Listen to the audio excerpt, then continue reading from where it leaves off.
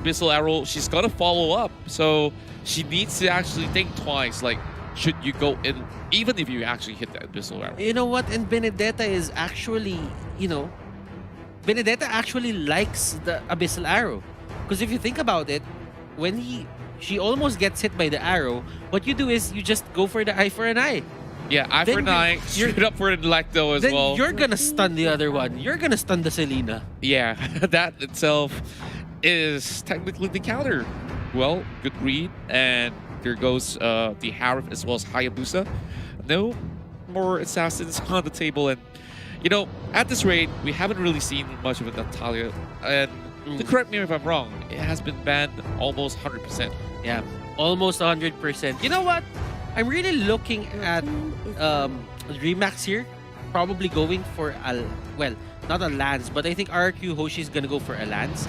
For the side of Dreammax, I think they really need to get a stable and consistent side laner. That's or right. XP laner, just so that they can hold on to this certain map, or the bottom lane or the top lane, so that they can hold on to that certain turret and not give in to the snowball that is always set up by RQ Hoshi. Yeah. Because RQ just really likes to go for the run and gun. If they know that they can run over you, they will run over you. And I'm looking at certain sort of the pattern here coming in from the side of RQ Hoshi. They've already banned away that 1-1 as well as the Harif. They know that perhaps there's a possibility that they are trying to go for another high DPS sort of the setting. So they are bringing in Tamas to match up the same aggression that Lapu Lapu could possibly put out on the table. And if you head towards the late game, Tamas can be really tough to deal against with its very high lifesteal volume. And they go for a Thams, and this is a great pick considering how stable the Thams is. You can just use the slaughtering sites to clear the minion waves if you want to. And for Dreammax, that is going to supply them with consistency for the side lanes. At least they have protection for it, and they can just be aggressive once they get their level 4 ultimates. Claude and Alice for the side of RQ Hoshi, they really like this Claude pick. Yeah, I definitely can see why the Claude is being picked here. Like, for this sort of setting, you know that the Alice could just go in for the initiation, opens up the Blood Ode, alongside with a Blazing Duet. Is something that's really classic that back in the days, if I do recall, Season 3 onwards, it has been around and it was a staple. You just don't really have much of an answer. And he says, yep, you have lifesteal on your Tamas? Yeah, we do have one from Alice too. Now, I guess for the side of RQ Hoshi, they just picked up the Alice just to make, the most of the frontliners here. For the side of Dreammax, you'll have the Jawhead, you'll have the Thams, and they go for a Kaja. So that means, who's going to be the side lane here? Is it going to be the Selena? Oh boy. Or the Jawhead? I do believe that the Kaja will still be pretty much somewhere around there, and well, Kaja XP lane. Most likely the case. But I mean, if you put Kaja on the XP lane, you don't really have that burst potential unless you hit the Abyssal Arrow with the Abyssal Mark. So it's not enough time for the Yi Sun Shin, to be honest, in the early stages of the match to just take someone out with that Divine Judgment. But yeah, let's see. Dreammax here, they just went for a triple utility setup. Yeah, and we'll definitely see whether if that's going to be working out or not in this best of 3 series, as RQ Hoshi will be facing the best of Brazil that has to offer Dreammax Esports. So moving in towards the Land of Dawn, I really wonder if this sort of setting could possibly be something that can be paid in a whole lot of ways for the side of Dreammax, or could they just be smashed to the ground by RQ Hoshi? Let's see if there is going to be a problem going towards RQ. I do agree with that. Psycho here, starting off with that brush. He's the first one there. And look at this. They are giving Psycho that certain mid lane. So this is going to be a mid lane Benedetta. Oh, okay.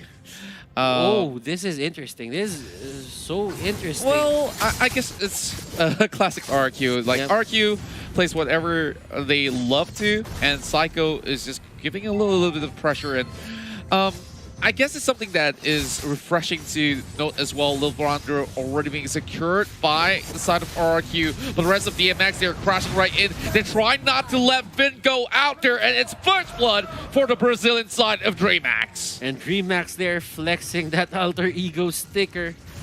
I don't know why. Well, maybe it's just a statement to say, hey, I did because we are sharing a room. But hey, let's not get to that. Let's get into it. The action in the Land of Dawn. Finally, an unpause. And here we go. Already first blood on Dreammax side. If you guys have blinked that eye and hijack. That's not looking all too good. Just a little bit of reset to disrupt Sin for a little bit, but not too much has happened. Nyx though dives his way on towards Vin. Oh, good pokes though. 50% of health gone out of that. I like how, the Joy and Selena keeps disrupting this Claude. I mean, it's not much. They're not really stealing the gold, but with one reset, the seconds add up.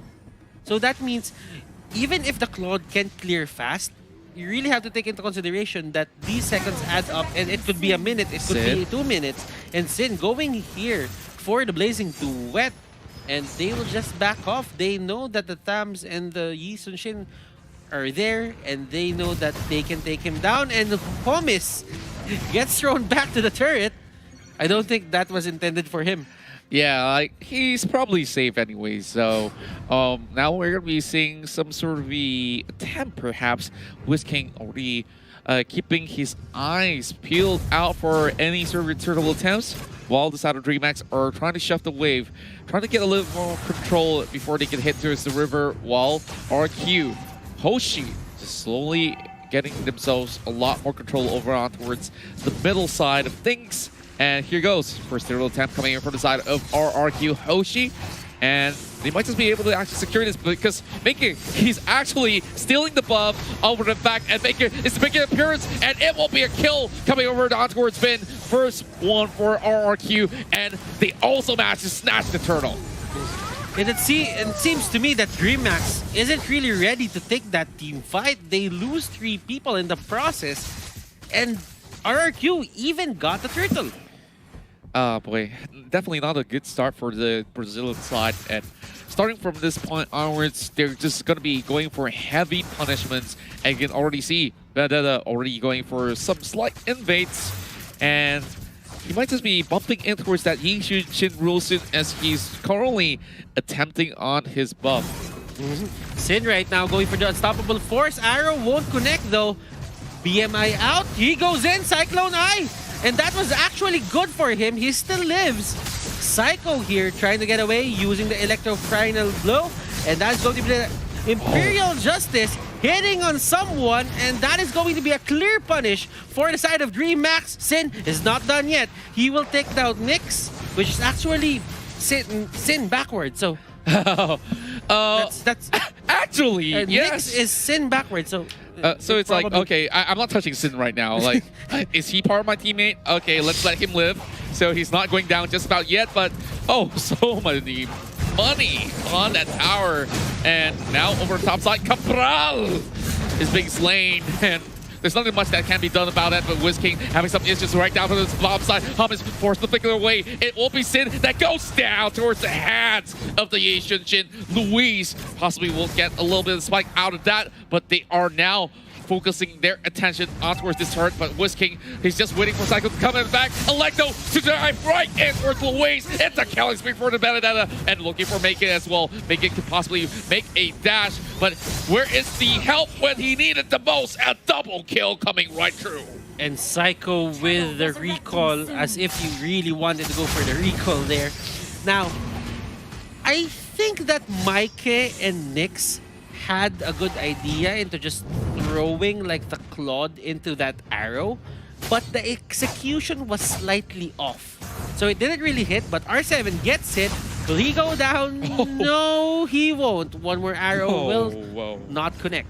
Now, dangerous though. Very dangerous. If they actually talked about it, to be honest, that could have been great. They could have gotten the Claude, but they didn't execute it properly, and they got punished for it. Yeah, and you can definitely see the Dreammax side is starting to gather up their forces here to be able to secure a little bit of pressure on towards the turtle. Mika is just making his presence being known, but RQ, they're going to be responding real soon. And with that, you can definitely see Psycho just dashing right in. Oh, he's going for Hamas, but they have to respond to this turtle, and he might just snatch it away! RQ Hoshi dives right in, and the bandana goes unstoppable. 5 kills for Psycho as he needs to get up. He's dropping real low. Cabral might just be the next one out here on the chopping block. Finn tries to stop him out there, and Sin just gets his turret 1. Hamas, he's trying to get himself safe under the turret, but Finn not giving him any air. Here comes Psycho once again. And Psycho here is trying to go back and forth. And Kaja here will be taken down. There is a stun. Arrow connects. Ejector there. And they got 1 kill. But Dreammax, obviously, is getting the shorter end of the stick. Yeah, not looking great. But I do like the idea that they had. I felt like they dropped the pressure. And they were way too fixated on getting the turtle. But they couldn't really get that escape. And the worst part is that RQ Hoshi has managed to steal it away by having that retribution at the ready. So they really have to be careful about all these small little mistakes that have been punishing them for 2 times in a row already. Now, Mike, Nyx, and Homis, they need to find a way to solve this game a bit more. Remember, you're aiming for the early game, and you're probably relying on the late game potential that the Yi Sun-shin has. But the thing is, for the side of RRQ Hoshi, they're at 23k gold.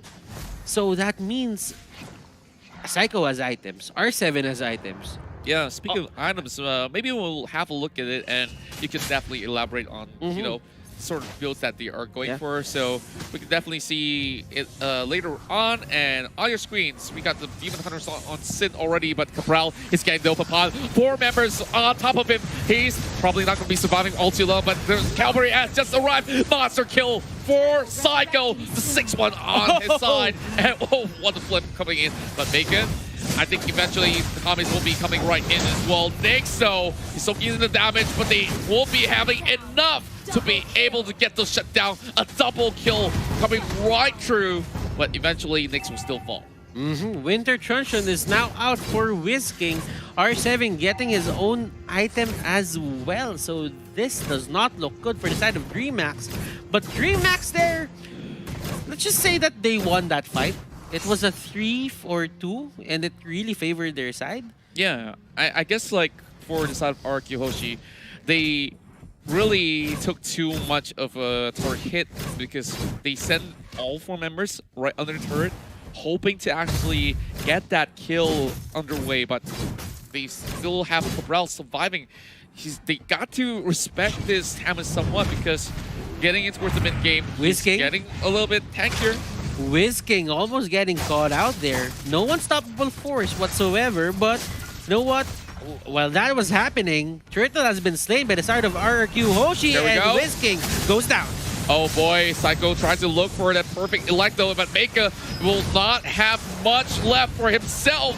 Here goes one for the Yi Sun-shin, but Honest tries to make a run. Sin, oh boy, he gets busted down instead. The rest of RRQ, they're falling back. You can see Dreammax getting so much more aggression, looking for Psycho, but Nyx is going to be taken out with another auto attack.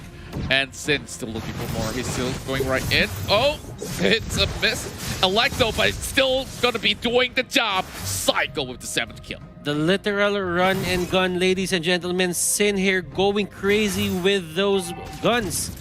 Now, RQ, clearly, as you can see, it's obvious that they have the upper hand, but Dreammax, they were getting the initiations that they wanted. They even countered the Blazing Duet, and Luis, I don't think he should be here.